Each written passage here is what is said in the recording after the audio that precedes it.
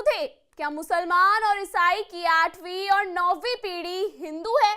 और क्या वाकई ईसाई की 8वीं और 9वीं पीढ़ी रामलाल और श्यामलाल है?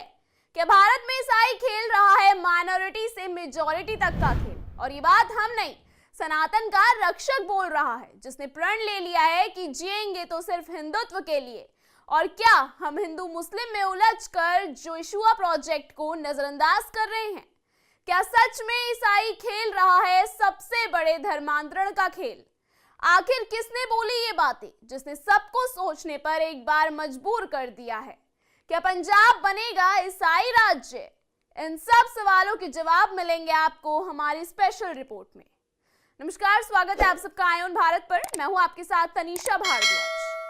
क्रिसमस डे से एक दिन पहले बाबा ने अपने दरबार में ईसाइयों को लेकर बड़ा बयान दिया है। बाबा ने कहा है कि इस देश में रहने वाले प्रत्येक ईसाई हिंदू हैं, क्योंकि ये देश हिंदुस्तान है और मुसलमान और ईसाई की 8वीं और 9वीं पीढ़ी हिंदू है। बाबा ने कहा कि ईसाई की 8वीं और 9वीं पीढ़ी रामलाल और श्यामलाल है, सभी सनातनी हैं, कोई पराया नहीं है। हम हिंदू राष्ट्र बनाकर ही मानेंगे। आपको अपनी बहन बेटियों को सुरक्षित रखना होगा तो हिंदू राष्ट्र बनाना होगा।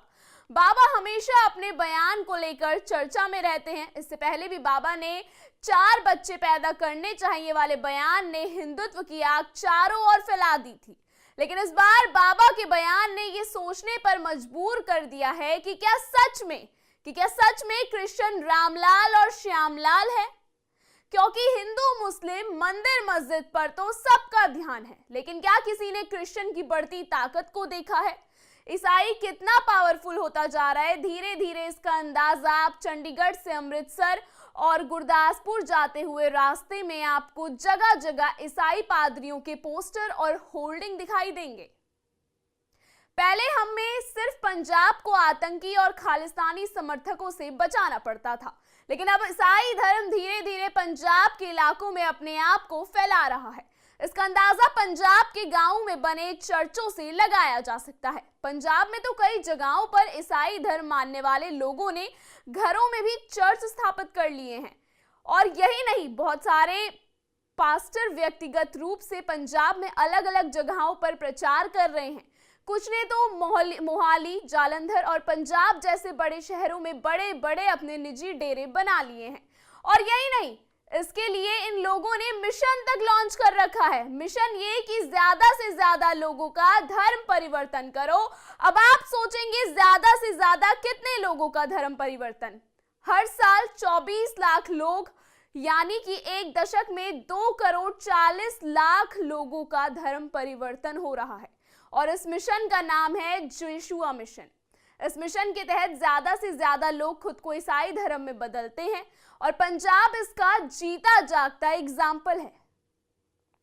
शायद धीरेन्द्र शास्त्री का इशारा इसी तरफ है, क्योंकि वो बार बार कहते हैं हम कट्टर हिंदू हैं, और जिस तरीके से ईसाई धर्म बदलवा रहे हैं बाबा धीरेन्द्र शास्त्री का ये कहना गलत नहीं है। ये लोग पहले रामलाल और श्यामलाल थे, क्योंकि अब भी वही हो रहा है। और ये सिर्फ पंजाब में नहीं हो रहा है, इसका सबसे ज्यादा असर पंजाब पर है, लेकिन उत्तर प्रदेश और साउथ के कई इलाके भी धीरे धीरे येशुआ प्रोजेक्ट की गिरफ्त में आते जा रहे हैं।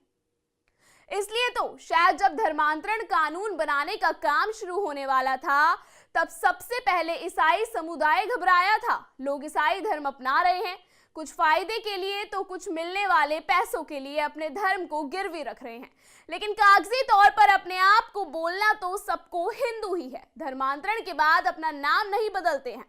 इसके पीछे का कारण है दलित समुदाय के लोगों को मिलने वाला आरक्षण। सरहदी इलाकों में जो धर्मांतरण हो रहा है उसमें ज्यादातर लोग गरीब और दलित वर्ग से आते हैं। बहुत सारे दलित असल में ईसाई बन चुके हैं, पर कागजों में दलित ही रहना है, क्योंकि ईसाई समुदाय को भारत में कोई आरक्षण नहीं मिलता है। इसलिए बहुत सारे लोग असल में ईसाई धर्म को मानते हैं, पर वो ना तो अपना नाम बदलते हैं और ना ही कोई चीज पहनते हैं जिससे ये पता लग सके कि ये लोग अपना धर्म बदलकर ईसाई धर्म अपना चुके हैं। पंजाब में ईसाई समुदाय की संख्या को देखा जाए तो पता चलता है कि जिन लोगों ने धर्मांतरण किया है उनमें से अधिकांश दलित समुदाय के लोग हैं। और अगर ऐसा ही चलता रहा तो पंजाब को ईसाई राज्य बदलने में ज्यादा समय नहीं लगेगा। यहाँ तक कि कॉन्वेंट स्कूल में भी बाइबल पढ़ने के लिए स्टूडेंट को फोर्स किया जा रहा है। हम ये नहीं कह रहे कि हम ईसाई धर्म के खिलाफ हैं, बस हमारा ये कहना है कि अगर हमारा संविधान सेक्युलर है तो लोगों को भी सेक्युलर होना चाहिए। बाइबल के साथ साथ अन्य धर्म की होली बुक्स को भी सपोर्ट करना चाहिए। और ईसाई की बढ़ती पॉपुलेशन धीरेंद्र शास्त्री के बयान को बार बार सोचने पर मजबूर कर रही है, क्योंकि हिंदुत्व अभी नहीं जागा तो अन्य समुदाय के लोग बार बार कायर की तरह पीछे से हमला करते रहेंगे। पंजाब के बाद मध्य प्रदेश, छत्तीसगढ़, झारखंड और उड़ीसा के 110 गांवों में पड़ताल की तो 82 गांव ईसाई बहुल्य बनाए गए, यानी इन गांवों में बहुसंख्यक आबादी ईसाइयों की है। लोगों को शादी, फ्री शिक्षा और सेहत के नाम पर बरगलाया जा रहा है। मध्य प्रदेश में मुफ्त शिक्षा और करिश्माई जल के लालच में लोग अपना धर्म बदल रहे हैं। छत्तीसगढ़ में 10 साल में 50,000 लोगों ने अपना धर्म बदला है। झारखंड में पीएम आवास दिलाने का लालच देकर बहलाया जा रहा है और यही नहीं, लोगों का धर्म परिवर्तन किया जा रहा है। यहाँ तक कि 2 साल धर्म की पढ़ाई और धर्म का प्रचार करने के लिए 2,000 रुपए सैलरी भी दी जा रही है। जरा सोच कर देखिए, अगर ये खुलेआम हो रहा है तो ये कितना गंभीर मसला है। अगर खुले तौर पर जोशुआ की वेबसाइट धर्मांतरण के आंकड़े जारी कर सकती है तो आखिर सरकार कर क्या रही है? इसे तत्काल बैन करना चाहिए और ऐसे संगठन पर कार्रवाई होनी चाहिए। कहीं ऐसा ना हो कि इलाहाबाद हाईकोर्ट की कही बात सच हो जाए, जिसमें कहा गया था कि अगर ऐसा ही चलता रहा तो देश का बहुसंख्यक अल्पसंख्यक हो जाएगा। और पूरे देश को एक बार धीरेंद्र शास्त्री के बयान को सही से सुनने की जरूरत है। उनका ये कहना गलत नहीं है कि 8वीं और 9वीं सदी में ये लोग रामलाल और श्यामलाल थे, क्योंकि अभी ऐसा हो रहा है तो सोचिए उस समय कैसा हुआ होगा। फिलहाल हमारी स्पेशल रिपोर्ट में इतना ही। लगातार इस तरीके की खबरें को देखने के लिए बने रहिए आय ऑन भारत पर।